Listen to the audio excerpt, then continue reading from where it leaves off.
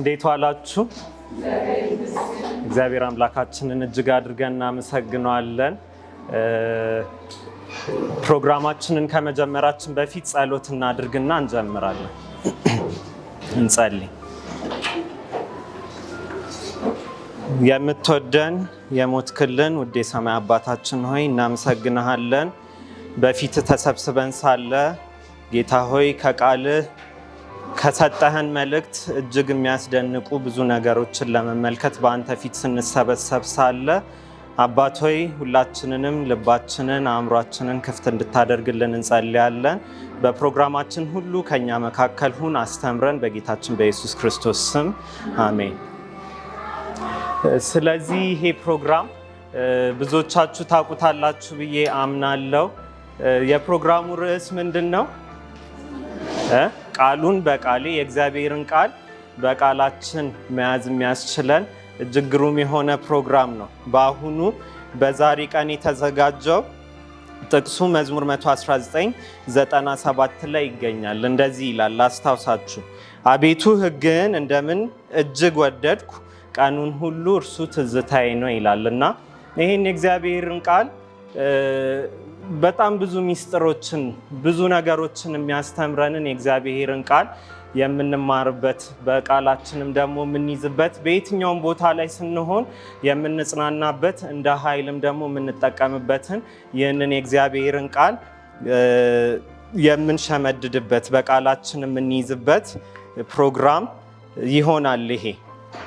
ስለ ፕሮግራሙ እንግዲህ ለማታውቁት ከማስተዋወቄ በፊት ባለፈው ሳምንትም እንደዚሁ በጥናት በቤተ ክርስቲያን ውስጥ በሚደረጉ በተለያዩ ጥናቶች ውስጥ የተለየ ከዚህ በፊትም አንብቤው ሊሆን ይችላል እንዲህ ያላስተዋልኩትን አንድ እጅግ የሚገርም ነገር ከዘመናት ምኞት ምዕራፍ 12 ገጽ 104 የመጀመሪያው ፓራግራፍ ላይ የሚያስገርምን ነገር ተመለከትኩኝ። እንግዲህ ይሄ ምዕራፉ የሚናገረው ኢየሱስ ክርስቶስ የተፈተነበት በፈተና ሰይጣን ክርስቶስን ለመጣል የሞከረበት ቦታ ነው። ስለ ፈተና የሚያወራ ቦታ ነው፣ ስለ ጌታችን ኢየሱስ ክርስቶስ እና እንግዲህ ሰይጣን ሲፈልግ የነበረው መጽሐፉም እንደሚናገረው ክርስቶስን ለመጣል ነው።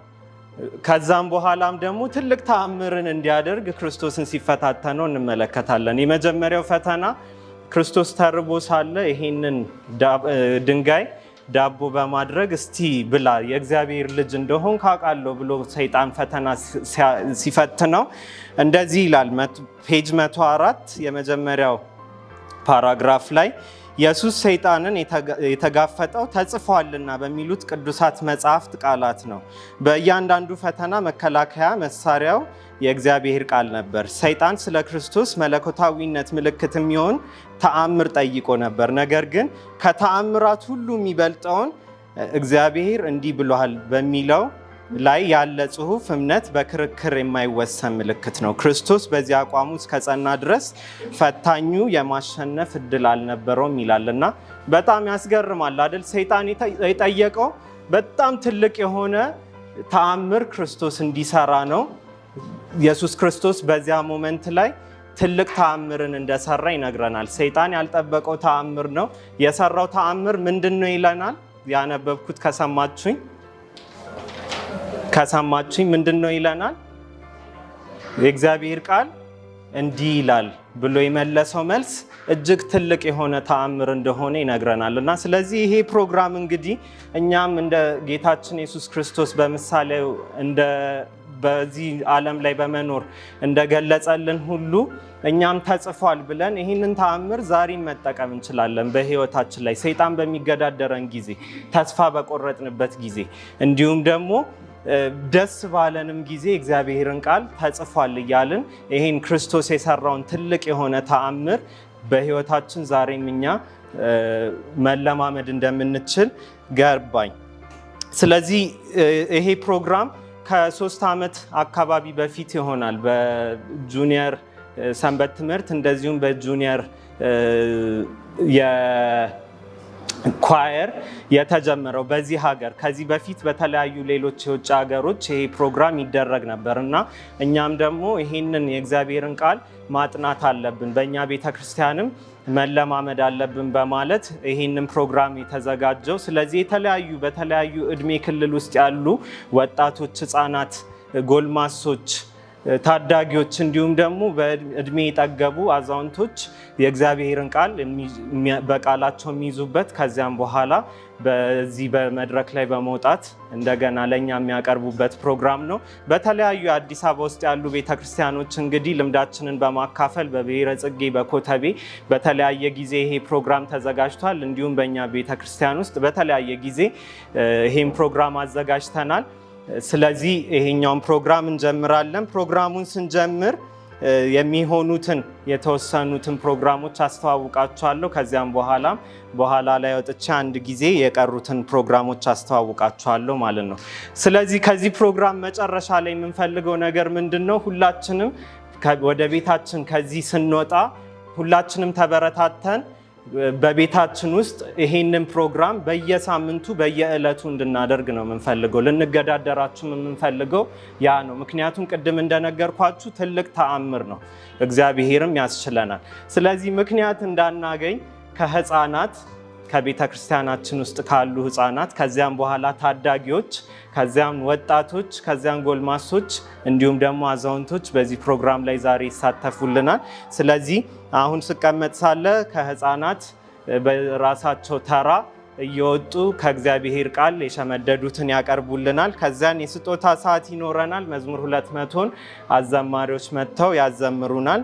ከዚያም በኋላም ትንሽ ነቃ ለማለትም ጌም የምንጫወትበት ጊዜ ይኖረናል። ከዚያም በኋላ ያለውን ፕሮግራም ተነስቼ አስተዋውቃችኋለሁ። እግዚአብሔር ይባርካችሁ። ስሜ ያቤት ይባላል። አሁን ማቀርብላችሁ ኢሳይያስ 53 ነው። የሰማነውን ነገር ማን ያምናል? የእግዚአብሔር ክንድ ለማን ተገልጧል? በፊቱ እንደ ቡቃያ ከደረቅ መሬት እንደ ሥር አድጓል።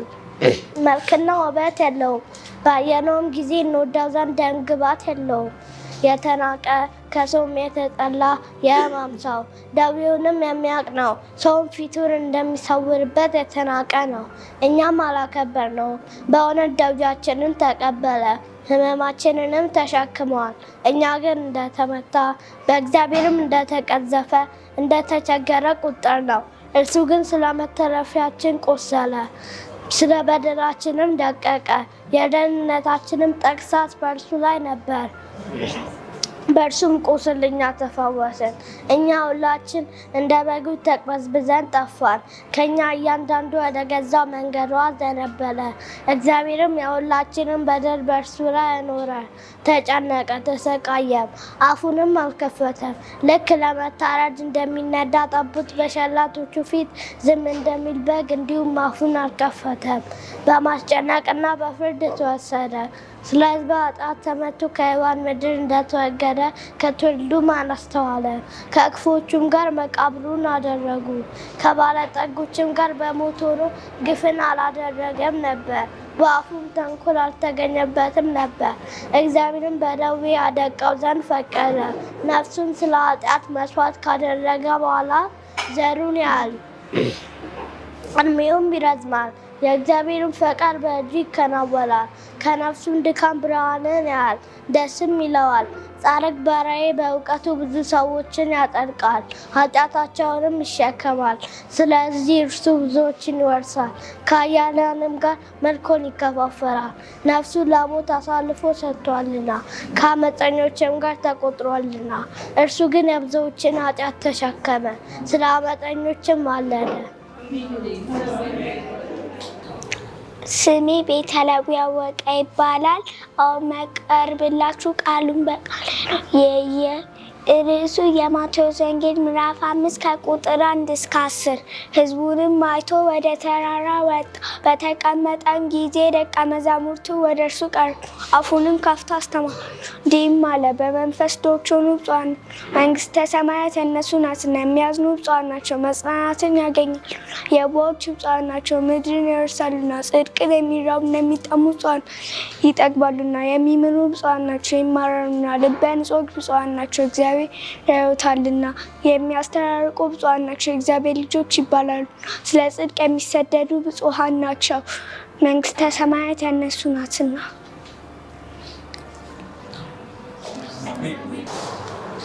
ስሜ ናፍቆት ኃይሉ ይባላል። አሁን ማቀርብላችሁ መዝሙረ ዳዊት ምዕራፍ 22 ከቁጥር 1 እስከ 31። አምላኬ አምላኬ ለምን ተውከኝ? እኔን ለማዳንና ከጩኸቴ ቃል ሩቅ ነህ። አምላኬ በቀን ወደ አንተ እጠራለሁ አልመለስክልኝም። በሌሊት እንኳን እረፍት የለኝም። በእስራኤል የተመሰገንክ አንተ ግን በቅድስና ትኖራለህ። አባቶቻችን አንተን ተማመኑ አንተም አዳንካቸው። ወደ አንተ ጮኹ አመለጡ አንተንም ተማመኑ አላፈሩም። እኔ ግን ትለኝ ሰው አይደለሁም፣ ማላገጫ በሕዝብ ዘንድ የተናኩ ነኝ። የሚያዩኝ ሁሉ ያላግዱብኛል። ራሶቻቸውን እየነቀነቁ በከንፈሮቻቸውም እንዲህ ይላሉ፣ በእግዚአብሔር ተማመነ እርሱን ያድናል፣ ቢወደውስ ያድናል። አንተ ግን ከሆድ አውጥተኸኛልና ከእናቴ ጡት ሳለሁ አንተን ታመንኩ። ከማህፀን ጀምሮ በአንተ ላይ ተጣልኩ። ከእናቴ ሆድ ሳለሁ አንተ አምላኬ ነህ። ጭንቀት ቀርባለችና የሚረዳኝ የለምና ከኔ አትራቅ። ብዙ በሬዎች ከበቡኝ፣ የሰቡትን ፍሪዳዎች ያዙኝ። እንደ ውሃ ፈሰስኩኝ፣ አጥንቶቼ ሁሉ ተለያዩ። ልቤ እንደ ሰም ሆነ፣ በአንጀቴ መካከል ቀለጠ። ኃይሌ እንደ ገል ደረቀ፣ በጉሮሮዬ ምላሴ ተጠጋ። ወደ ሞት አሸዋ አወረድከኝ። ብዙ ውሾች ከበውኛልና የክፋተኞች ጉባኤ ያዘኝ። እጆቼንም እና እግሮቼንም ቸነከሩኝ። አጥንቶቼ ሁሉ ተቆጠሩ፣ እነርሱም አዩኝ ተመለከቱኝ። ልብሶቼ ለራሳቸው ተከፋፈሉ፣ በቀሚሴም ላይ ዕጣ ተጣጣሉ። አንተ ግን አቤቱ ከኔ አትራቅ። አንተ ጉልበቴ፣ እኔን ለመርዳት ፍጠን። ነፍሴን ከሰይፍ አድናት። ብቸኝነቴ አንድ ቀንድ ካላቸው ስምህን ለወንድሞቼ እነግራቸዋለሁ። በጉባኤ መካከል አመሰግናለሁ። እግዚአብሔርን የሚፈሩ ያመስግኑት። ያዕቆብ ዘር ሁላችሁ አክብሩት፣ የእስራኤል ዘር ሁላችሁ ፍሩት። ችግረኛ ችግር አልናቀምና ቸልም አላለምና ፊቱን ከኔ አልሰወረምና፣ ነገር ግን ወደ እርሱ በጮኽሁ ጊዜ ሰማኝ።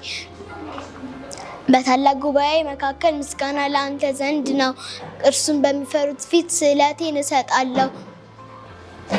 እግዚአብሔርን የሚሹ ያመሰግኑታል፣ ልባቸውም ለዘላለም ሕያው ይሆናል። የምድር ዳርቻዎች ሁሉ ያስቡ፣ ወደ እግዚአብሔርም ይመለሱ። የአሕዛብ ነገዶች ሁሉ በፊቱ ይሰግዳሉ። መንግስት ለእግዚአብሔር ናትና እርሱም አሕዛብን ይገዛል።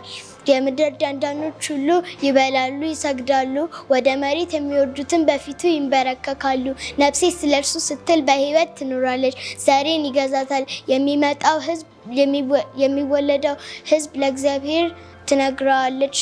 ጽድቁም ለሚወለደው ሕዝብ እግዚአብሔር ያደረገው ጽድቁን ይነግረዋል። እና ይሄንን ቃሉን በቃል የመረጥንበት ምክንያት እኛ በመንገዳችን ላይ ለብቻችን እንኳን ብንሆን ይሄንን ነገር በቃላችን ስንል ስለምንጽናና በሱ ምክንያት ይሄንን ቃሉን በቃሌ ለማቅረብ ስለዚህ እዚህ በተን ደግሞ ለሰዎች ደግሞ ማካፈል ስለምንፈልግ ይሄንን ቃሉን በቃሌ መረጥ። ስሜ ሶፍነስ ናታን ይባላል እና ዛሬ የማቀርብላችሁ መዝሙረ ዳዊት 100 ነው። Make a joyful noise unto the Lord, all ye lands. Serve the Lord with gladness. Come before his presence singing. Know ye that the Lord is God.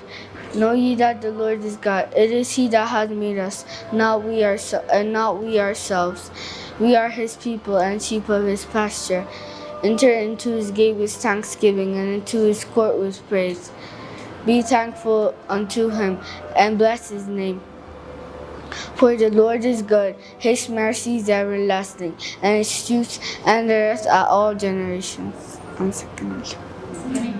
ስሜ ኤልካናን ሙሉነህ ይባላል። አሁን የማቀርብላችሁ ዘፍጥረት 1:1 ነው። እግዚአብሔር በመጀመሪያ ሰማይና ምድርን ፈጠረ። ምድርን ባዶ ነበረች፣ አንዳችም አልነበረባትም። ጨለማን በጥልቁ ላይ ሰፍሮ ነበር። እግዚአብሔርም መንፈስ በውሃ ላይ ሰፍሮ ነበር። እግዚአብሔርም ብርሃን ይሁን አለ፣ ብርሃንም ሆነ። እግዚአብሔር ያ መልካም እንደሆነ አየ። እግዚአብሔር ብርሃኑን ቀን ብሎ ጠራው፣ ጨለማውንም ሌሊት አለው። ጠዋትም ሆነ ማታም ሆነ አንደኛ ቀን።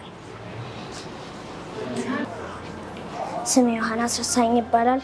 አሁን ማቀርብላችሁ መዝሙረ ዳዊት ምዕራፍ 27 ነው። እግዚአብሔር ብርሃኔና መድኃኒቴን የሚያስፈራኝ ማን ነው? እግዚአብሔር ሕይወቴ መታመኛው ነው። የሚያስደነግጠኝ ማን ነው? ክፉዎች አስጨናቂዎች ጠላቶቼም ስጋዬን ሊበሉ በቀረቡ ጊዜ እነርሱም ተሰናከሉና ወደቁ። ሰራዊትም ቢሰፍርብኝ ልቤ አትፈራም፣ ሰልፍም ቢነሳብኝ በዚህ እታመናለሁ። እግዚአብሔርን እነሆ አንዲት ነገር ለመንኩት፣ እርሷንም እሻለሁ፣ በሕይወቴ ዘመን ሁሉ በእግዚአብሔር ቤት እኖር ዘንድ፣ እግዚአብሔር ደስ የሚያሰኘውን ነገር አይ ዘንድ፣ መቅደሱን እመለከት ዘንድ። በመከራዬ ቀን በድንኳኑ ሰውሮኛልና፣ በድንኳኑ ሸሽጎኛልና፣ በዓለት ላይ ከፍ ከፍ አድርጎኛልና። እነሆ አሁን በዙሪያዬ ካሉ ጠላቶቼ ላይ እግዚአብሔር ራሴን ከፍ ከፍ አደረገ። ለእግዚአብሔር እቀኝለታለሁ፣ ዘምርለትም አለሁ። አቤቱ ወደ አንተ የጮኩትን ቃሌን ስማኝ፣ ማረኝና አድምጠኝ። አንተ ፊቴን እሹት ባልክ ጊዜ አቤቱ ፊትህን እሻለሁ። ልቤ አንተን አለ፣ ፊትህን ከኔ አሰውር። ተቆጥተህ ከባሪያ ፈቀቅ አትበል፣ ረዳት ሁነኝ አትጣለኝ። የመድኃኒቴን አምላክ ሆይ አትተወኝ፣ እናቴና አባቴ ትተውኛልና፣ እግዚአብሔር ግን ተቀበለኝ። አቤቱ መንገድን አስተምረኝ፣ ስለ ጠላቶቼም በቀና መንገድ ምራኝ። የእግዚአብሔርን ቸርነት በሕያዋን ምድር አይ ዘንድ አምናለሁ። እግዚአብሔርን ተስፋ አድርግ፣ ልብህም ይጽና። እግዚአብሔርን ተስፋ አድርግ።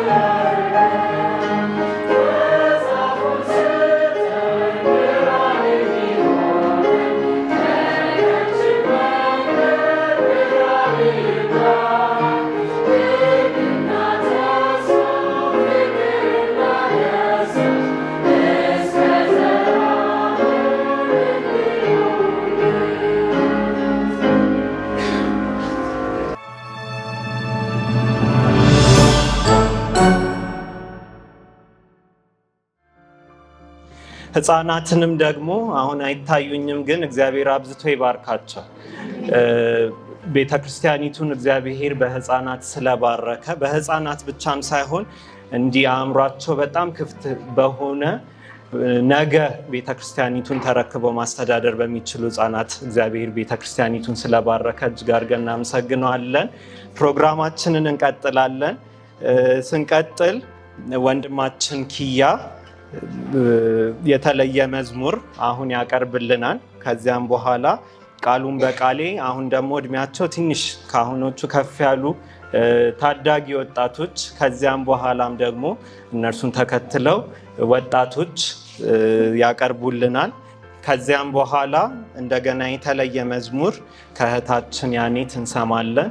ከዚያም በኋላ እንደገና ቃሉን በቃሌ ትላልቅ ሰዎች ደግሞ ከቤተክርስቲያናችን ትልልቅ የሆኑ ከነርሱ ብዙ ምንማረው ያለን ነገር ያላቸው ሰዎች ደግሞ ቃሉን በቃል ያቀርቡልናል። ከዚያም በኋላ እንደገና የመጨረሻ ጌም ተጫውተን ፕሮግራሙን ወደ ማጠቃለያ እናመጣለን ማለት ነው። በዚህ ሁሉ እግዚአብሔር መንፈስ ከሁላችንም ጋር ይሁን። እንደምን አላችሁ? እግዚአብሔር ለዚህ ሰዓት ስላደረሰ እናመሰግነዋለን። አሁን መዘምርላችሁ መዝሙር የዋን ዌይ ነው። ልከተለው መስቀሉን ይላል። እግዚአብሔር እንደሚባርካችሁ ተስፋ አለኝ።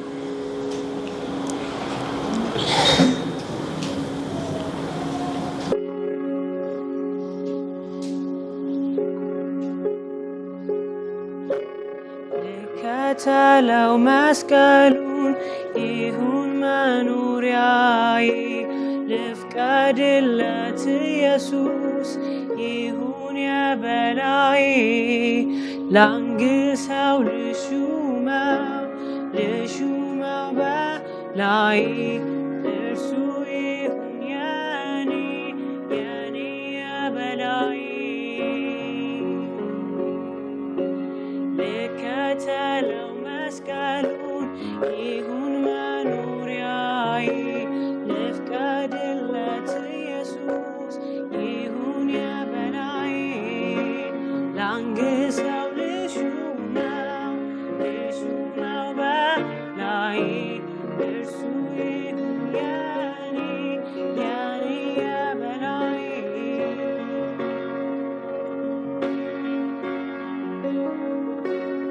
ልከተለው መስቀሉን ይሁን መኖሪያዬ ልፍቀድለት ኢየሱስ ይሁን የበላዬ ላንግሰው ልሹመው በላዬ እርሱ ይሁን የኔ የበላዬ ጨለማዬን ሲያበራልኝ ሸክሜን ሲያራግፍልኝ አይቻለው በዘመኔ ምስክር ነኝ እኔ ጨለማዬን ሲያበራልኝ ሸክሜን ሲያራግፍልኝ አይቻለው በዘመኔ ምስክር ነኝ እኔ ተስፋ ባጣው ጊዜ ተስፋ ሆኖልኛል ሞት ሲፈረድብኝ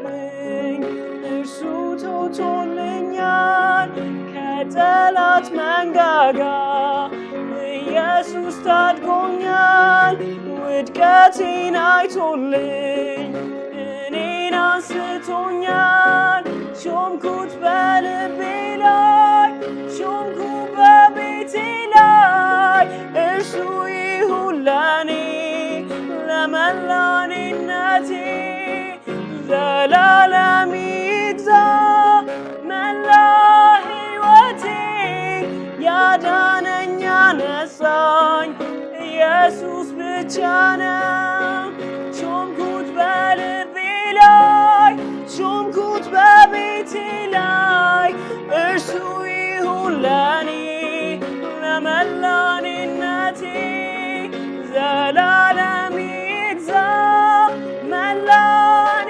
መላኔነቴን ያዳነኝ ያነሳኝ ኢየሱስ ብቻ ነው። ተስፋ ባጣው ጊዜ ተስፋ ሆኖልኛል ሞት ሲፈረድብኝ እርሱ ሞቶልኛል ከጠላት መንጋጋ ኢየሱስ ታድጎኛል ውድቀቴን አይቶልኝ እኔን አንስቶኛል ሾምኩት በልቤ ላይ ሾምኩት በቤቴ ላይ እርሱ ይሁን ለኔ ለመላኔነቴ ዘላለም ይግዛ መላ ሕይወቴን ያዳነኝ ያነሳኝ ኢየሱስ ብቻ ነው ያዳነኝ ያነሳኝ ኢየሱስ ብቻ ነው ያዳነኝ ያነሳኝ ኢየሱስ ብቻ ነው። እንደምን ዋላችሁ የእግዚአብሔር ቤተሰቦች፣ መልካም ሰንበት። አሁን ማቀርብላችሁ መዝሙር 27 ነው።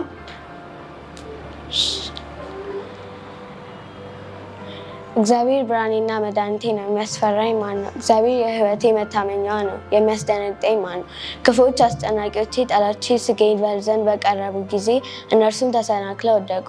ሰራዊት ቢሰፍርብኝ ልቤ አይፈራም፣ ሰልፍ ቢነሳብኝ በዚህ እተማመናለሁ።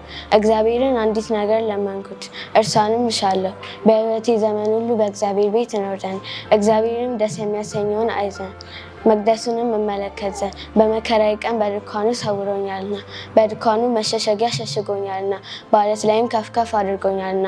እነሆም በዙሪያዬ ባሉ ጠላቶች ላይ ራሴን ከፍ ከፍ አደረገ። ለእግዚአብሔር እቀኛለሁ እዘምርለታልም አለሁ።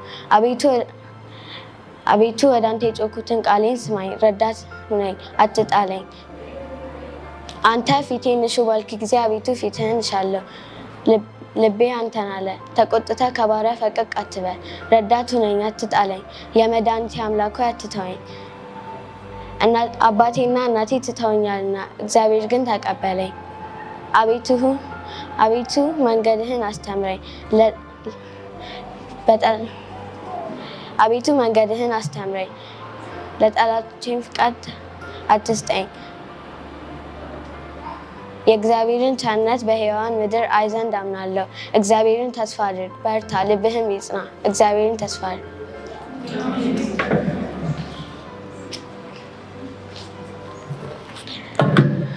ስሜ ትሬል ይባላል። የያዝኩት መክብብ 1 ከ1954 ትርጉም እንዲህ ይላል። በኢየሩሳሌም የነገሰ የሰባኪው የዳዊት ልጅ ቃል። ሰባኪው ከንቱ ከንቱ የከንቱ ከንቱ ሁሉ ከንቱ ነው ይላል። ከፀሐይ በታች በሚደክምበት ድካም ሁሉ የሰው ልጅ ትርፉ ምንድን ነው? ትውልድ ይሄዳል፣ ትውልድ ይመጣል፣ ምድር ግን ለዘላለም ነው። ፀሐይ ትገባለች፣ ፀሐይ ትወጣለች፣ ወደምትወጣበትም ስራ ትቸኩላለች። ነፋስ ወደ ደቡብ ይሄዳል፣ ወደ ሰሜንም ይዞራል፣ ዘውትር በዙረቱ ይዞራል። ነፋስን ደግሞ ከዙረቱ ይመለሳል። ፈሳሾች ሁሉ ወደ ባህር ይሄዳሉ፣ ባህሩ ግን አይሞላም። ፈሳሾች ሁሉ ወደሚሄዱበት እንደገና ወደዚያ ይመለሳል። ነገር ሁሉ ያደክማል፣ ሰውም ሊናገረው ዘንድ አይችልም። ዓይን ከማየት አይጠግብም፣ ጆሮም ከመስማት አይሞላም። የሆነው ነገር ሁሉ እርሱ የሆነ ነው፣ የተደረገውም ነገር እርሱ የተደረገ ነው። ከፀሐይ በታች አዲስ ነገር የለም። ማንም እነሆ ይህ ነገር አዲስ ነው ይል ዘንድ ይችላልን? እርሱ ከእኛ በፊት በነበሩት ዘመናት ተደርጓልና። ለፊተኞቹ ነገሮች መታሰቢያ የላቸውም፣ ለኋለኛ ነገሮችም ከነርሱ በኋላ በሚመጡ ሰዎች ዘንድ መታሰቢያ አይገኝላቸውም። እኔ ሰባኪው በእስራኤል ላይ በኢየሩሳሌምም ንጉሥ ነበርኩ። ከሰማይ በታች የተደረገውን ሁሉ በጥበብ እፈልግና መረምር ዘንድ ልቤን ተጋው። እግዚአብሔር ይደክሙባት ዘንድ ለሰው ልጆች የሰጣት ይህች ክፉ ጥረት ናት። ከፀሐይ በታች የተደረገውን ሁሉ አየሁ፣ እነሆ ሁሉ ከንቱ ነው፣ ነፋስንም እንደመከተል ነው። ጠማማ ሊቃና ዘንድ አይችልም፣ ጎዶሎም ሊቆጠር ዘንድ አይችልም። እኔ በልቤ እነሆ ከእኔ አስቀድመው በኢየሩሳሌም ላይ ከነበሩት ይልቅ ጥበብን አብዝቼ ጨመርኩ። ልቤም ብዙ ጥበብና እውቀትን አየች ብዬ ተናገርኩ። እነሆ ጥበብና ሞኝነትን አውቅ ዘንድ ልቤን ሰጠው፣ ይህም ከንቱ እንደሆነ አስተዋልኩ። በጥበብ ብዛት ትካዜ ይበዛልና እውቀትም ይጨምር፣ ሐዘንም ይጨምራል። ስለደመጣችሁ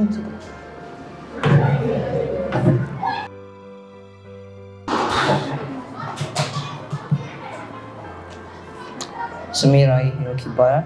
አሁን ማቀርብላችሁ መዝሙር 92 ሲሆን የሚለው እግዚአብሔር ማመስገን መልካም ነው፣ ውሎ ለስምም ዝማሬ ማቅረብ፣ በማለዳ ምሕረትህን በሌሊትም እውነትህን ማውራት፣ 10 አውታር ባለው በበገና ከምስጋና ጋርም በመሰንቆ አቤቱ በስራ ደስ አሰኝተኛልና በእጅ ስራም ደስ ይለኛልና።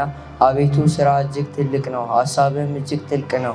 ሰነፍ ሰው ይህን አያውቅም፣ ልብ የሌለው ይህን አያስተውልም። ኃጢአተኞች እንደ ሳር ሲበቅሉ አመፃንም የሚሰሩ ሁሉ ሲለመልሙ ለዘላለም ዓለም እንዲጠፋ ነው። አቤቱ አንተ ግን ለዘላለም ልዑል ነህ። ስላዳመጣችሁ ነው። እንደምን አረፈዳችሁ። እኔ ስለ ጊዜ ሳስብ ብዙ ነገር ግራ ይገባኝ ነበረ እና ዛሬ ማቀርብላችሁ ጥቅስ የእሱ መልስ ነው።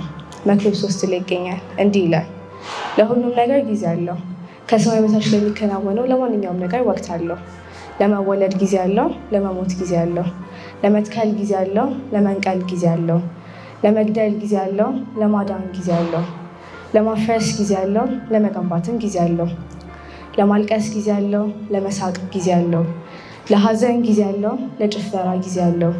ድንጋይ ለመጣል ጊዜ አለው፣ ድንጋይ ለመሰብሰብ ጊዜ አለው።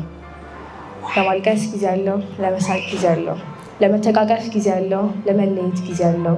ለመቅደድ ጊዜ አለው፣ ለመስፋት ጊዜ አለው። ሰራተኛ ከእንጨቱ የሚያገኘው ትርፍ ምንድን ነው? ሰዎች ይደግሙበት ዘንድ እግዚአብሔር የሰጣቸውን ከባድ የስራ ጫና አየው። ሁሉንም በጊዜው ውብ አድርጎ ሰራው፣ በሰዎችም ልብ ዘላለማዊነትን አኖረ። ይሁን እንጂ እግዚአብሔር ከመጀመሪያ እስከ መጨረሻ ያደረገው ማወቅ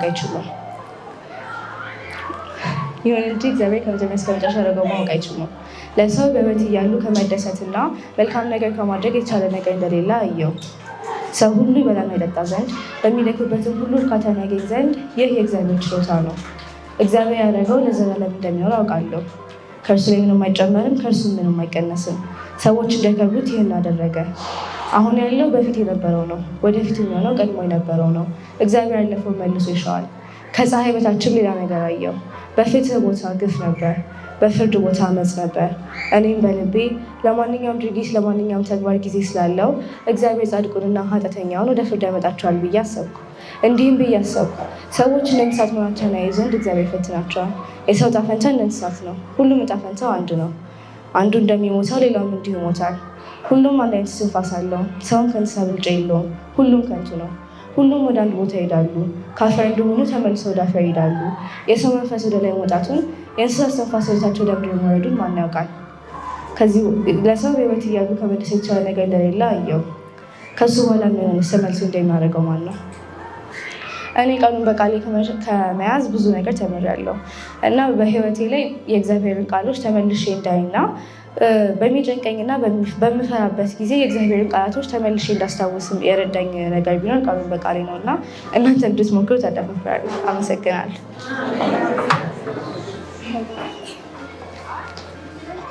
እንደገና እንደምን ቆያችሁ? የእግዚአብሔር አምላካችን ስም ለዘላለም የተመሰገነ ይሁን። አሜን። እኔ የማቀርብላችሁ መዝሙር የሚገኘው መዝሙረ ዳዊት ምዕራፍ 92 ላይ ነው እና በጣም ብዙ ጊዜ አስባለሁ። ፈተና ላይ በመሆንበት ጊዜ፣ በጣም በሚጨንቀኝ ጊዜ የምዘምረው መዝሙር ነው እና ይህንን መዝሙር ከማለቴ በፊት ስለ መዝሙሩ አንድ ነገር ማለት ፈልጋለሁ። ይሄ መዝሙር የተጻፈው ወይም ደግሞ መዝሙረኛው ዳዊት የጻፈው ልክ ከባቢሎን ባርነት ነፃ ወጥተው ወደ ምድራቸው በሚመለሱ ጊዜ ነበርና እግዚአብሔርን የሚያመልኩበት፣ እግዚአብሔርን የሚያመሰግኑበት፣ የእግዚአብሔርን አምላክነት ደግሞ በይበልጥ የሚረዱበት መዝሙር ነበርና ሁል ጊዜ ቅዳሜ በሰንበት ጊዜ ሁሌ ይዘምሩታል። በምኩራብ ያሉት ሰዎች እዛ ይዘምራሉ፣ ካልሆነም በያሉበት ቦታ ሆነው ይሄንን መዝሙር ይዘምሩት ነበር። ስለዚህ በጣም ትልቅ ትርጉም ያለው መዝሙር ነው እና በአጠቃላይ ጠቅለል አድርገን ስንመለከተው ከቁጥር 1 ጀምሮ እስከ ቁጥር 4 ድረስ ያለው የመዝሙሩ ክፍል የሚያመለክተው ዳዊት ለራሱ ወይም ደግሞ ሕዝቡም ራሱ እግዚአብሔር ስላደረገላቸው ነገር፣ ስለከፈለላቸው መስዋዕት እግዚአብሔርን የሚያመሰግኑበት፣ እግዚአብሔርን ታላቅነት የሚያከብሩበት ነው። እንደገና ከቁጥር 5 ጀምሮ እስከ ቁጥር 9 ያለው ክፍል ደግሞ የሚያብራራው በዚህ ምድር ላይ እንግዲህ በጣም ብዙ ጥያቄያችን ምንድነው? በጣም ጻድቅ ያልሆኑ ሰዎች ወይም ደግሞ ክፉ ነገር የሚያደርጉ ሰዎች ይበለጽጋሉ እና ለምንድን ነው እነዚህ ሰዎች የሚበለጽጉት የሚለው ጥያቄያችን ነው እና ምክንያት አለው፣ የሆነ ጊዜ አለው የነሱም እና ጻድቅ ያልሆኑ ሰዎች ወይም ደግሞ ክፉ ሰዎች ይበለጽጋሉ። ነገር ግን ጊዜያቸው በሚመጣ ጊዜ እነርሱ ደግሞ እንደሚደመሰሱ እንደሚጠፉ ይናገራል። እንደገና ደግሞ ከቁጥር 10 ጀምሮ እስከ መጨረሻው እስከ ቁጥር 15 ድረስ ያለው ክፍል ደግሞ ስለምን ያወራል? ስለ ጻድቃን ያወራል። በዚህ ምድር ላይ በጣም ብዙ ጊዜ ጻድቃን ሲጎዱ፣ ሲጨነቁ፣ ሲያለቅሱ እንመለከታለን። ለእነሱም ደግሞ ጊዜ ያለው ማለት ነው። እግዚአብሔር እነዚህን ሰዎች እንዴት ከፍ እንደሚያደርጋቸው እና አምላካቸው መሆኑን እንዴት እንደሚያሳያቸው የሚናገር መዝሙር ነው እና በደንብ እንድታዳምጡኝ እንድታስተውሉ እንፈልጋለሁ። እንዲህ ይላል። እግዚአብሔርን ማመስገን መልካም ነው፣ ልዑል ሆይ ለስምህ ዝማሬን ማቅረብ፣ በማለዳ ምሕረትህን በሌሊትም እውነትህን ማውራት፣ 10 አውታር ባለው በበገና ከምስጋና ጋርም በመሰንቆ። አቤቱ በስራ ደስ አሰኝተኸኛልና በእጅህም ስራ ደስ ይለኛልና። አቤቱ ስራ እጅግ ትልቅ ነው፣ ሀሳብህም እጅግ ጥልቅ ነው። ሰነፍ ሰው አያውቅም፣ ልብ የሌለውም ይህን አያስተውልም። ኃጢአተኞች እንደ ሳር ሲበቅሉ አመፃንም የሚያደርጉ ሁሉ ሲለመልሙ ለዘላለም እንደሚጠፉ ነው። አቤቱ አንተ ግን ለዘላለም ልዑል ነህ። አቤቱ እነሆ ጠላቶች ይጠፋሉ፣ አመፃንም የሚያደርጉ ሁሉ ይበተናሉ። ቀንዴ አንድ ቀንድ እንዳልክ ከፍ ከፍ ይላል፣ ሽምግልናዬም በዘይት ይለመልማል። ዓይኔም በጠላቶቼ ላይ አየች፣ ጆሮዬም በእኔ ላይ በቆሙ በክፉዎች ላይ ሰማች። ጻድቅ እንደ ዘንባባ ያፈራል፣ እንደ ሊባኖስ ዝግባም ያድጋል። በእግዚአብሔር ቤት ውስጥ ተተክለዋልና በአምላካቸውም አደባባይ ውስጥ ያድጋሉ። ያን ጊዜ በለመለመ ሽምግልና ያፈራሉ፣ ደስተኞችም ሆነው ይኖራሉ። አምላኬ እግዚአብሔር እውነተኛ እንደሆነ ይነግራሉ፣ በእርሱም ዘንድ አመፅ የለም። እግዚአብሔር ይባርካችሁ።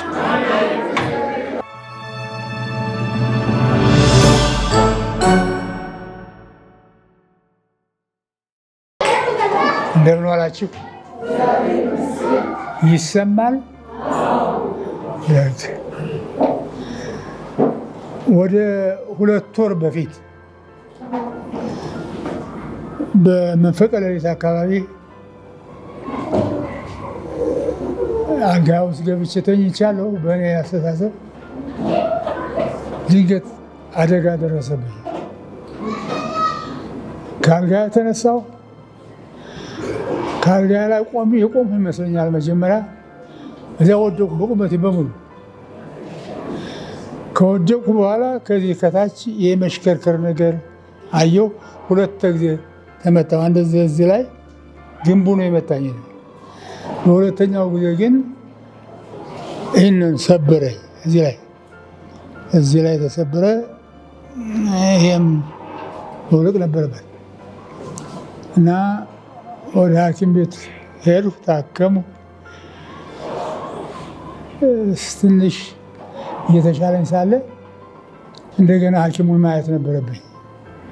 ሂጄ ሐኪሙን እንደገና በማይበት ሰዓት ጥሩ ነው፣ ጥሩ ሆኗል፣ ጥሩ ይዟል እያሉ ሐኪሙም ሌሎችም አብረው የነበሩ እየተደሰቱ ሲያወሩ እና ጥያቄ አለኝ። ምንድን ነው ጥያቄ? አእምሮዬ እንደ ድሮ አይደለም እና መልሶ አእምሮ እኔ የማውቀው አእምሮ ድሮ የማውቀው ወዲያው ነገር ይቀበላል። እዚያ ውስጥ ያለ ነገር መስፈልገው ቶሎ ያወጣል። የማስታወስ ችሎታዬ በጣም ጥሩ ነበር። አሁን ግን የማስታወስ ችሎታዬ የማስተዋልም ደክሟል። ነገሩት ለሐኪም እኔ እንዲህ ብዬ መኖር ስላልማልፈልግ አንድ ነገር አድርጉ። ምንድን ነው የሰጣችሁ መድኃኒት? ያ መድኃኒት አእምሮዬን የሚጎዳ ነው ወይ ማወቅ ፈልጋለሁ። ይሄ 2 ነበሩ። 2 መድኃኒቶች አንደኛው ይህንን እንተወዋል። ይሄ ይጎዳል ማለት ነው እና እሱን ተውት። ከተውት በኋላ ምናልባት መስፋፋቱን ትቶት ይሆናል እንጂ ቀደም ሲል የተጎዱቱ እንደተጎዱ ይመስለኛል እና በጣም ናዘኑት። ምክንያቱም አእምሯችን ከሁሉ የበለጠው ሀብታችን እሱ ነው እና የአእምሮ በጣም አስደናቂ ነገር ነው።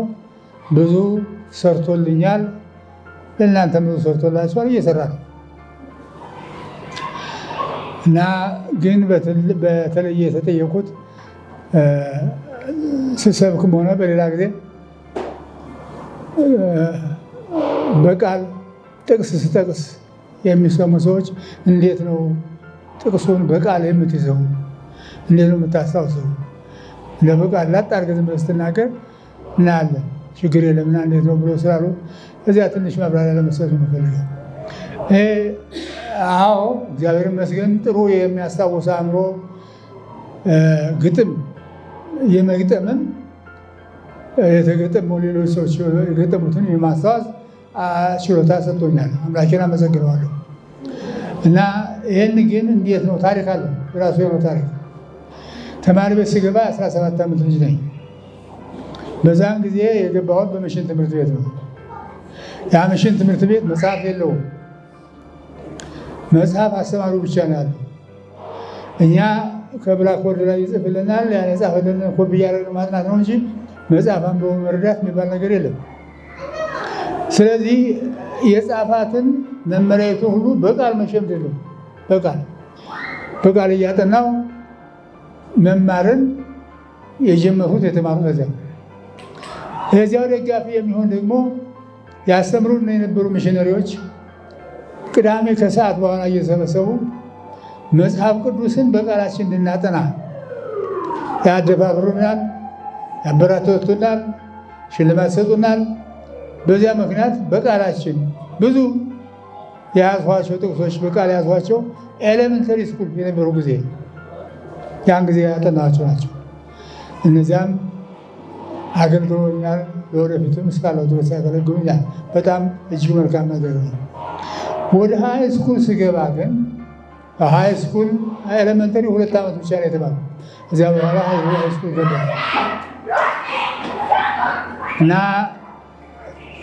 በሃይ ስኩል በምማርበት ጊዜም አሁንም መጽሐፍ የለም።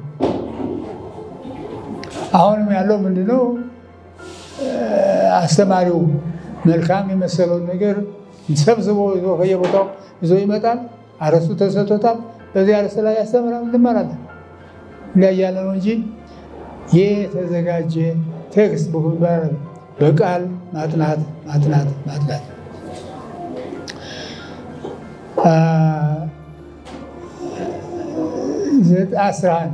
11 እና 12 በሙሉ በኮረስፖንደንስ ነው፣ በመጻጻፍ ነው ያጠናሁት። ክፍል አልገባሁም። ይልኩልኛል። ለውጭ ሀገር ነው ትምህርት የሚዘጋጀው፣ ይላካል። እኔ ሰርቼ መልሳለሁ። እንዲያያሉ ነው። ያን ጊዜ አንዲት ቅኔ ያየሁ፣ እንግሊዝኛ ቅኔ። ያችን ቅኔ ወደድኋት፣ በጣም ወደድኋት። ወድጄም አላበቃሁም፣ ተረጎሟት ወደ አማርኛ። እንግሊዝኛ ነበረች። ከተረጎሟት በኋላ ለተማሪዎች፣ አስተማሪ ነኝ ተማሪም ነኝ፣ ለተማሪዎች የሰጠኋቸው ያቺ ግጥም ድሮ የሃይስኩል ተማሪ በነበረው ጊዜ ያገኘኋት ግጥም ዛሬም ትሰራለች። አንድ ቀን እዚህ ታች መስቀል አደባባይ አንዲት የድሮ ተማሪ ማሳያለኝ አለች እና ይዛ መጣች።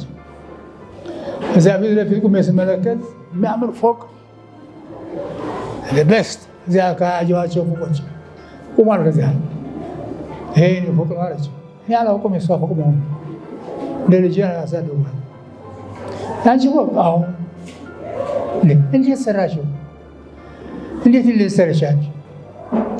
ቅኔው የማን ቅኔ? አንተ የነገርህ ቅኔ ምን አለ? ቅኔው ምን አለ?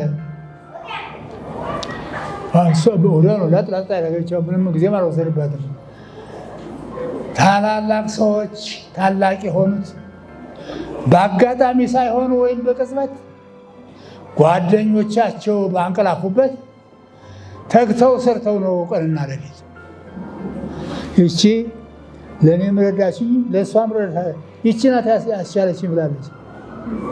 ታላላቅ ሰዎች ታላቅ የሆኑት በአጋጣሚ ሳይሆን ወይም በቅጽበት ጓደኞቻቸው ባንቀላፉበት ተግተው ሰርተው ነው ቀንና ሌሊት። የአሜሪካ ባለቅኔ የጻፋት ከሱ ነው የወሰዷት። ይሄ ቅኔ እኔ እሷን ብቻ ሳይሆን ወንድሟንም እንደዚሁ የሚያስተረው ብዙዎቹ ተማሪዎች የድሮ አቃቂ የጥሩነት ተማሪዎች የነበራችሁ እንዲች ያለች ቅኔ የታውቁ ነበር ስትሏ ይነግሯቸዋል። በቃላቸው ይረዳል፣ ለማስታወስ ይረዳል፣ ለመማር ይረዳል። በጣም በጣም ጠቃሚ ስለሆነ ቅኔን ለሕፃናት ማስተማር እጅግ በጣም ጠቃሚ ነው። አሁን ቅርብ ጊዜ አንድ የእኛ ባል የሚበሩ ከዚህ ሞቱ።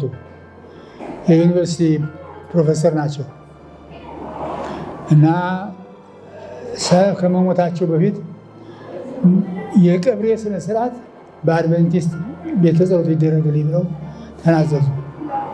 አድቨንቲስት ነበሩ እሳቸው። በዚያ ቀን እንዲናገሩ ከተጠየቁት አንዱ እኔ ነኝ። ተራ ያደረሰው ወጣው። እዚያ ላይ ስናገር ሳለ ከመጽሐፍ ቅዱስ አንድ ጥቅስ አላነበብም። ነገር ግን በቃሌ 4 ጥቅሶች ጠቅሻለሁ። ከዚያ በኋላ ወርጄ አስቀድሜ የተቀመጭበት ከነበሩ ቦታ ስቀመጥ በፊት አብረኝ የነበሩ አንድ ሌላ ሰው እዚህ አጠገቤ የነበሩ መጡና እጄን ያዙ። ይችን እንድችለው ደግሞ ሁለቱን ይችና ይች ደግሞ ያዙ። ምን ሊሉ ነው? የእርሰው ነገር ይሉኛል። እኔ አላውቃቸውም። እሳቸው ያን ጊዜ ነው አዩኝ እንጂ አንተው የረዳኝ ግን በዚያ ኢምፕሬሽን በሰዎቹ አእምሮ እንዲያደርግ የረዳው በቃል የተጠቀሱት ሰዎች በቃል ኃይለኛ ነው። እነግራቸዋለሁ። አንድን ጥቅስ ካጠናችሁት ከፍቶ ከማንበብ ይልቅ በቃል ብትናገሩት የበለጠ ኃይል ይወጣል፣ የበለጠ ስራ ይሰራል። ስለዚህ በቃላችሁ ቃለ እግዚአብሔርን ማጥናት፣ በቃላችሁ ገጣሚ የሆኑትን ጠቃሚ የሆኑትን ቅኔዎች ማንበብ በጣም በጣም ይጠቅማል እና አሁን ለምሳሌ ያን ጊዜ ከተከፋቸው ጥቅሶች በጉባኤ ላይ ተናገሩ። ምን ነው? ልባችሁ አይደንግጥ። ያን ጊዜ የሰው ልብ የደነገጠበት ጊዜ ነው። ደንግጠዋል። ሚስቱ ያለች ልጆቹ አሉ። ሰውየው ገና ስራ አላበቃም፣ የሚሰራ ሰው ነው። ድንገት ሞተ። እኔ ስናገር ያን ልባችሁ አይደንግጥ፣ በእግዚአብሔር ታምናላችሁ፣ በእኔ እመኑ። በአባቴ ቤት ብዙ ስፍራ አለ። ያስ ባይሆን ባልኋችሁ ነበር። እሄዳለሁ፣ ቦታ አዘጋጅላችኋለሁ። በሄድሁም ቦታም ባዘጋጀው ጊዜ ተመልሼ እመጣለሁ፣ ወደ እኔም ወስዳችኋለሁ፣ እኔ ባለሁበት እናንተ ደግሞ ትሆኑ ዘንድ እና ይሄ ጥቅስ እንዳሉ ላነበው እችላለሁ። ሁላችሁ ግን እናነበባለን። ከማንበብ ይልቅ በቃል ቢነገር የበለጠ ኃይል አለው እና የተማሩት ለእናንተም ላስተምራችሁና ላሳልፍ የሚፈለገው ይህ ነው። አእምሯችን አስደናቂ የሆነ መኪና ነው። በቃኝ፣ ሞላው፣ ደክሞኛል፣ አልይዝም፣ አልጨምርም የማይል ከሰጠነው ይቀበላል፣ ደግሞ ያስታውሳል፣ በችግር ጊዜ ይደርስልናል እና እግዚአብሔር ይባርካቸው።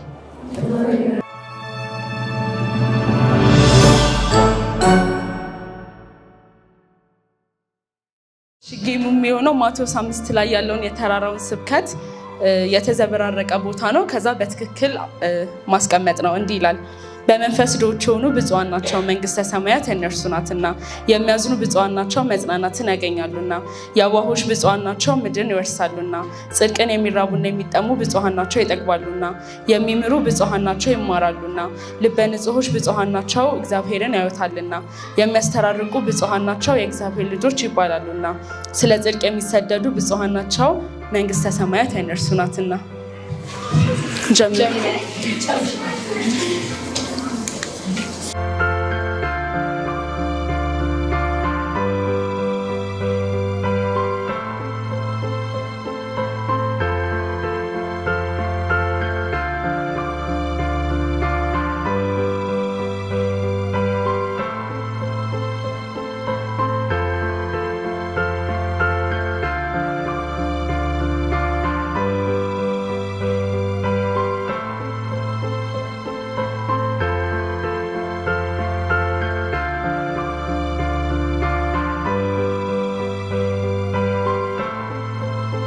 ከመጀመሪያው ጀምሮ አንብቡልኝ። ስቴፑ ትክክል መሆን አለበት። ጎሽ አንብቡልኝ። ሲጀምር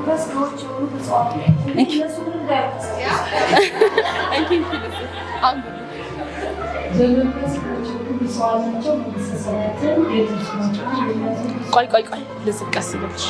አንድ ከመጀመሪያ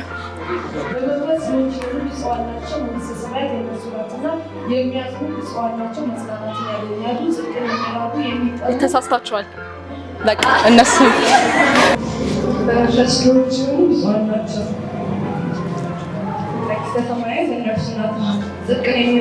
ተሳስታችኋል። ስለዛ ተጨማሪ እሺ ትንሽ አስተካክሉት ሁለታችሁ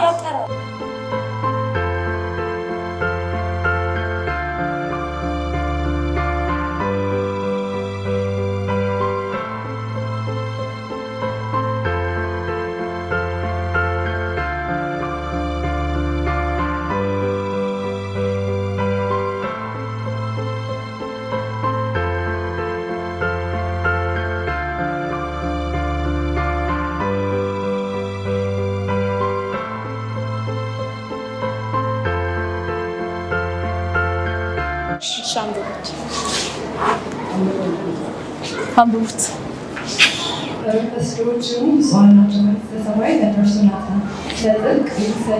ተሳስታችኋል። አንድ የመጨረሻ እድልሽ ለእናንተ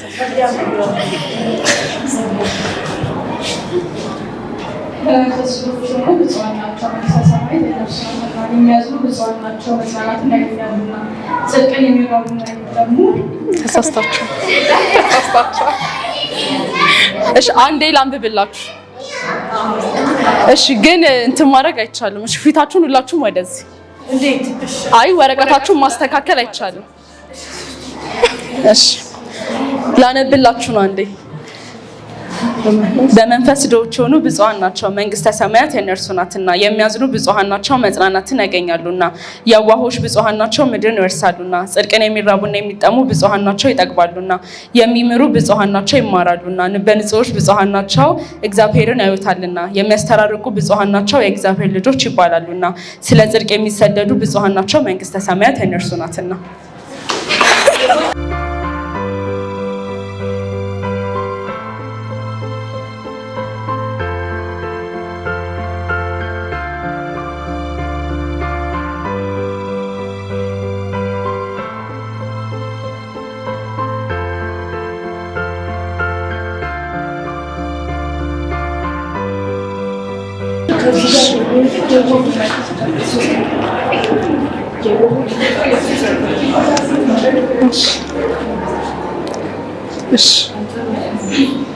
በመንፈስ ድሆች የሆኑ ብፁዓን ናቸው መንግስተ ሰማያት የእነርሱ ናት። የሚያዝኑ ብፁዓን ናቸው መጽናናትን ያገኛሉ። የዋሆች ብፁዓን ናቸው ምድርን ይወርሳሉና። ጽድቅን የሚራቡና የሚጠሙ ብፁዓን ናቸው ይጠግባሉና። ልበ ንጹሖች ብፁዓን ናቸው እግዚአብሔርን ያዩታልና። የሚያምኑ ብፁዓን ናቸው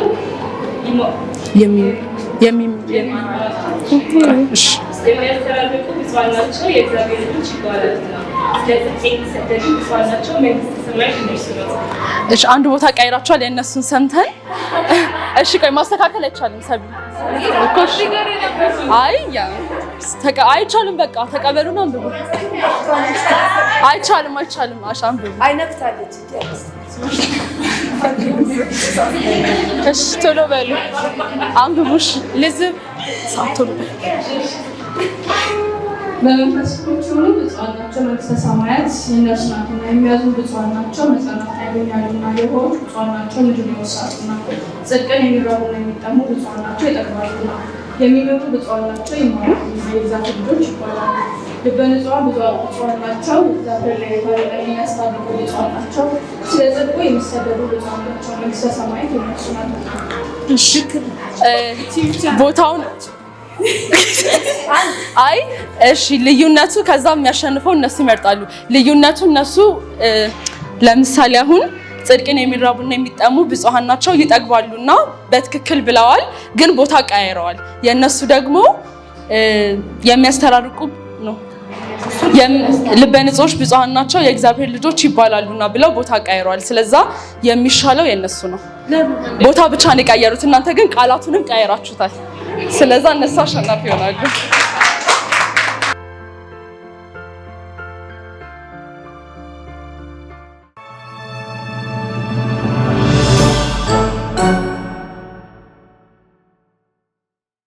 እጅግ አድርገን እናመሰግነዋለን። ሁላችንም ከዚህ ብዙ ነገሮችን እንደተማርን እርግጠኞች ነን። አንድ ጥቅስ ላንብብላችሁ። በኢያሱ መጽሐፍ ላይ ሰንበት ትምህርትም የኢያሱ መጽሐፍን ስለሆነ እያጠናን ያለ ነው። እንደዚህ ይላል። ምዕራፍ 1 ቁጥር 7 ጀምሮ እንደዚህ ይላል፣ ሙሴ ያዘዘህን ሕግ ሁሉ ጠብቅ አድርገውም፣ በምትሄድበት ሁሉ እንዲከናወንልህ ወደ ቀኝም ወደ ግራም አትበል። የዚህ የሕግ መጽሐፍ ከአፍ አይለይ፣ ነገር ግን የተጻፈበትን ሁሉ ትጠብቅና ታደርግ ዘንድ በቀንም በሌሊት አስበው፣ የዚያን ጊዜ መንገድ ይቀናልሃል ይከናወንልሃልም ይላልና እንግዲህ ኢያሱ ሲታዘዝ እዚህ ጋር ሙሴ የሰጠህን የዚህን የሕግ መጽሐፍ በቃ ሁሌ እንድናሰላስለው ጠዋት ስንነሳ የምናስታውሰው የመጀመሪያ ነገር እንዲሆን፣ ማታ ስንተኛ የመጨረሻ ነገር በአእምሯችን የሚመላለሰው የእግዚአብሔር ቃል ወይም ደግሞ የዚህ የሕግ መጽሐፍ እንዲሆን ነው እግዚአብሔር እንግዲህ የሚመክረው ለኢያሱና ይህንን ባደረክ ጊዜ ነገሮች ሁሉ ይሳኩልሃል። የሰማያዊ ሕይወቱ ብቻ ሳይሆን መንፈሳዊ ሕይወቱ ብቻ ሳይሆን በምድር ላይ የሚያከናውነው ነገር ሁሉ እንደሚሳካለት እግዚአብሔር ቃል ይገባለታል እና ዛሬ እኛም እንግዲህ ይህንንም ፕሮግራም ያዘጋጁ ወጣቶች ልናደፋፍራችሁ ቻሌንጅ ልናረጋችሁ የምንወደው ነገር ቢኖር እግዚአብሔር ለኢያሱ ያዘዘውን ይህንን ትእዛዝ ነው። የዚህን የሕግ መጽሐፍ ከአፋችሁ አይለይ። ጠዋት ስንነሳ መጀመሪያ በአእምሯችን የሚመጣው ነገር ስንተኛም የመጨረሻ በአእምሯችን የምናሰላስለው ነገር እንዲሆን እንግዲህ ጸሎታችን ነው። ይህንንም ቻሌንጅ እንደምትቀበሉ እምነታችን ነው። ይህንን ስናደርግ እንግዲህ ምን እንጠቀማለን ካልን መንፈሳዊ ሕይወታችን ብዙ ጊዜ የዘመኑ ክርስቲያኖች ደካሞች ነን አይደል? በኃጢአት በተለያዩ ኃጢአቶች አይደለም የምንወድቀው፣ እንዲያው በተለያየ ኃጢአት ቢሆን ከወደቅንበት እየተማርን እየተነሳን ነው ልንል እንችላለን። በተመሳሳይ ኃጢአት ለረጅም ዓመታት እንወድቃለን የዘመኑ ክርስቲያኖች እና በቃ ስንነሳ ሁለተኛ ይህንን ኃጢአት ላልደግሞ ብለን ከእግዚአብሔር ጋር ቃል እንገባና ተመልሰን እንወድቃለን። ይህም የሆነበት ምክንያት እንግዲህ አእምሯችን በፊት እንግዲህ ለምሳሌ ፊልም ያይ የነበረው በጣም ቢንጅ ዋች የሚያደርጉ ሰዎች ይኖራሉ። ፊልም ይህንን አቆማለሁ ብለን ከእግዚአብሔር ጋር ቃል ከተገባባን በኋላ በፊልሙ ቦታ ምንድን ነው የምንተካው? ብዙ ጊዜ እኮ ምንም አናደርግም አይደል? ስንለማመድ የነበረውን ኃጢአት በምንድን ነው አእምሯችንን የምንተካው? አእምሯችን ባዶ ሲሆን እንግዲህ ሁላችንም እናውቃለን የሰይጣን መጫወቻ ነው የሚሆነው። ነገር ግን በእግዚአብሔር ቃል አእምሯችንን ከሞላ ነው እነዛን የምንለማመዳቸውን ኃጢአቶች ፋንታ የእግዚአብሔርን ቃል በማሰላሰል ጊዜያችንን ብናሳልፍ እንዴት በረከት ይሆንልናል። ስለዛ ኃጢአት እንኳን የምናስብበትን ጊዜ አናገኝም። ይሄ ለመንፈሳዊ ሕይወታችን የሚጠቅመን ነው። ለወላጆች እንግዲህ ተማሪዎችም እዚህ ትኖራላችሁ ብዬ አስባለሁ። የእግዚአብሔርን ቃል ሜሞራይዝ ማድረግ በዚህ ምድር ላይም ላለው ሕይወታችን ለትምህርታችንም እጅግ ጠቃሚ ነው። የመንፈሳዊ ሕይወታችን ባለፈ ማለት ነው እና ነገሮችን ሜሞራይዝ ባደረግን ቁጥር አእምሯችንም ትሬንድ እየሆነ ይሄዳል፣ ትምህርታችንም የበለጠ እየገባን ይሄዳል እና እጅግ የሚያስገርም ትልቅ በረከትን ከእግዚአብሔር ቃል እናገኛለን። እንዲሁ ምሳሌ ምዕራፍ 2 ላይ ሳጠና ያስገረመኝ አንድ ጥቅስ አለ። ብዙ ጊዜ አንብቤው ሊሆን ይችላል። ነገር ግን በእንደዚሁ በቃሌ በማነብበት ጊዜ በተደጋጋሚ ሳሰላስለው እግዚአብሔር እንግዲህ የገለጠልኝ ነው። እንደዚህ ይላል ምዕራፍ 2 ቁጥር 1 ጀምሮ፣ ልጄ ሆይ ቃሌን ብትቀበል ትእዛዜንም በአንተ ዘንድ ሸሽገ ብትይዛት ጆሮ ጥበብን እንዲያደምጥ ታደርጋለህ፣ ልብህንም ወደ ማስተዋል ታዘነብላለህ። ረቂቅ እውቀትን ብትጠራት ለማስተዋልም ድምፅህን ብታነሳ፣ እርሷን እንደ ብር ብትፈላልጋት፣ እርሷንም እንደተቀበረ ገንዘብ ብትሻት። ቁጥር 5 ላይ የሚያስገርመው ምን ይላል? የዚያን ጊዜ የእግዚአብሔርን መፍራት ታውቃለህ፣ የአምላክንም እውቀት ታገኛለህ ይላል እና አያስገርማችሁም? የአምላክን እውቀት የማግኘት ሚስጥር በመጽሐፍ ቅዱስ ውስጥ እግዚአብሔር አስቀምጦታል። ይሄንን ትልቅ የሆነ መዝገብ ማለት ነው እና ብዙ ጊዜ ይሄንን ቸል ስለምንለው ወይም ደግሞ እንዲሁ የገረፍ ስለምናነበው የእግዚአብሔርንም እውቀት አናገኝም፣ ጥበብንም አናገኝም። ዛሬ እዚህ በመካከላችን ያለ ጥበብን የሚሻ ሰው ካለ እግዚአብሔር ሌላ መንገድ አላስቀመጠም፣ ሌላም መንገድ አላዘጋጀም። እግዚአብሔር ጥበብን የሚፈልግ ማስተዋልን የሚፈልግ ሰው ካለ በምድራዊውም ይሁን በመንፈሳዊውም ይሁን የእግዚአብሔርን ቃል ተመልሶ ማጥናት ማንበብ እጅግ አስፈላጊ የሆነ ነገር ነው። ስለዚህ ይሄንን እንዴት ነው የምናደርገው? እኔ ነገሮችን ማስታወስ ትንሽ ይከብደኛል፣ ያስቸግረኛል እምንል ተማሪዎች ወይም ደግሞ ሰራተኞችን በዚህ መካከል ልንኖር እንችላለን። ለምሳሌ ጠዋት ስንነሳ የመጽሐፍ ቅዱስ መሸምደድ ወይም ደግሞ ማስታወስ የምንፈልገውን የመጽሐፍ ቅዱስ ክፍል አንዷን ጥቅስ ለሁለት ሰብረን የመጀመሪያዋን ክፍል ጠዋት ከአልጋዬ ስነሳ ስልክ ከመንካቴ በፊት፣ ምክንያቱም ብዙዎቻችን ስልክ እንጠቀማለን፣ ከስልኩ በፊት የእግዚአብሔርን ቃል ባስቀድምና ያቺን ለማስታወስ 5 ደቂቃ ጊዜ በወስድ ከዛም በኋላ ቁርስ ከበላው በኋላ ተጣጥቤ ስወጣ መንገድ ላይ እየሄድኩ ትራንስፖርት ውስጥ ሊሆን ይችላል ቀጣዩን ግማሽ ባጠና ከዛን ቀኑን በሙሉ ይሄንን ያነበብኩትን ወይም ደግሞ ያጠናውትን ጥቅስ ሳሰላስል ብውል አንደኛ ምንድነው የምጠቀመው? ለኃጢአት ጊዜ ራሱ አይኖራችሁም። ምክንያቱም የእግዚአብሔር ቃል አእምሯችሁን ክፍት የሆነውን አእምሯችሁን ሞልቶታል። ከዛም በኋላ በነጋታው ደግሞ ሁለተኛውን ቁጥር እጨምራለሁ፣ ሶስተኛውን እላለሁ፣ አራተኛውን እላለሁ። የሳምንቱ መጨረሻ ላይ በየቀኑ አንዳንድ ጥቅስ ካነበብን እንግዲህ በሳምንቱ ስንት ቀን ያለው? አድቬንቲስቶች በተለይ እዚህ ኢሹ ላይ ሴንሲቲቭ ነን። ስንት ቀን ያለው? 7 ቀን አይደል ያለው? 7 ጥቅስ ያዝኩኝ ማለት ነው። ከዛም በኋላ አርብ ማታ የሰንበት በሚገባበት ጊዜ ሰንበት ትምህርት ከማጠናው ሰዓት ላይ እንደ 10 ደቂቃ ወስጄ ያነበብኳቸውን ጥቅሶች እንደገና ሪቫይዝ ባረጋቸው በሳምንቱ ውስጥ እግዚአብሔር ያስተማረኝን ትምህርቶች ባሰላስል መልሼ በጣም ትልቅ የሆነ በረከት አገኛለሁ። ያንንም ጥቅስ ሸመድዳለሁ። ሁለተኛው ሳምንት ላይ 14 ይሆናል። ሶስተኛው ሳምንት ላይ 21 ጥቅስ ይሆናል። አንድ ምዕራፍ። አብዛኛው የመጽሐፍ ቅዱስ ጥቅስ እንግዲህ በዚህ ሬንጅ ውስጥ ነው ያለውና አንድ ምዕራፍ ሸመደድኩኝ ማለት ነው። ስለዚህ በወር ባልሞላ ጊዜ ውስጥ ይሄንን ምዕራፍ በሙሉ ጨርሻለሁ። ለሌላው ምዕራፍም እዘጋጃለሁ እና ይህንን በማደርግበት ጊዜ የእግዚአብሔር ቃል ዕለት ተዕለት በአእምሯችን ውስጥ የምናሰላስለው ሁልጊዜ የምንጠብቀው ለኢያሱ እንደተባለው የሕጉ መጽሐፍ በአእምሯችን ስንነሳ፣ ስንተኛ፣ ስንራመድ፣ ከሰው ጋር ስናወራ የሚጠብቀን ነገር ይሆናል እና ይሄንን ቻሌንጅ እንግዲህ እዚህ ይሄንንም ፕሮግራም ያዘጋጁ ሰዎች ሁላችሁንም ቻሌንጅ ልናደርጋችሁ ልናደፋፍራችሁ እንወዳለን። ወላጆች ካላችሁ ልጆቻችሁን አስጠኗቸው።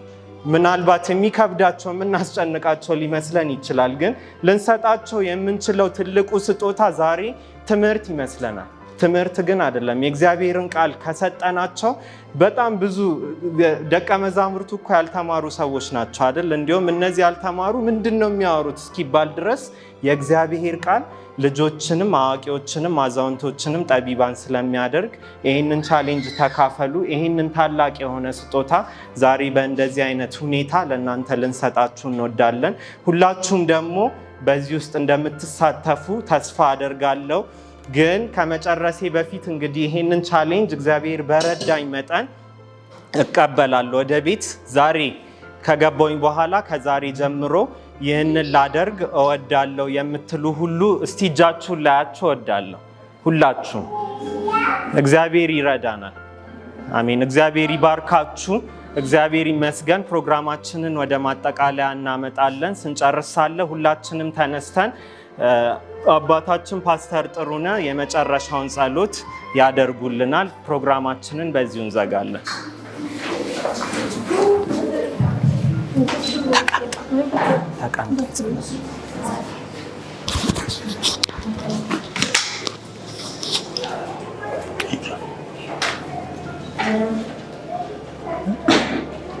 እግዚአብሔር አባታችን ይህችን የተባረከችና የተቀደሰች ቀን እንድናርፍባት እንድንማርባት የሰጠንን ዛሬ እንደ ፈቃድህ ከቃል ስንማር ከቃል ትምህርት ስናገኝ ስለዋለ እጅግ አድርገን እናመሰግናለን። እግዚአብሔር ሆይ ዛሬ በተለይ ሕፃናት በቃላቸው አጥንተው የተናገሩት ጥቅስ ስሰማ በጣም ተደስቻለሁ። እኒህን ሕፃናት ያስተማሩ ያሰለጠኑ ሁሉ የአንተ መንፈስ በእጥፍ እንዲያድርባቸው እለምናለሁ። እነዚህም ሕፃናት እንዳያቋርጡ በዚሁ እንዲቀጥሉ በቃል ተመስርተው እንዲያድጉ ባደጉ ጊዜም የበለጠ የቃል አገልጋዮች እንዲሆኑ ዛሬ ጀምረህ እንድትባርካቸው እለምናለሁ። ሀገራችን ኢትዮጵያን አንተ ጠብቅልን። ሰላሙ ተተርፎ ለሀገራችን ሁሉ እንዲደርስ አድርግልን። እያንዳንዳችን ልንኖር የሚገባውን ሕይወት እንድንኖር እርዳን። ወደ ቤታችን ስንመለስ አብረን ተመለስ። በጌታ በኢየሱስ ስም አሜን።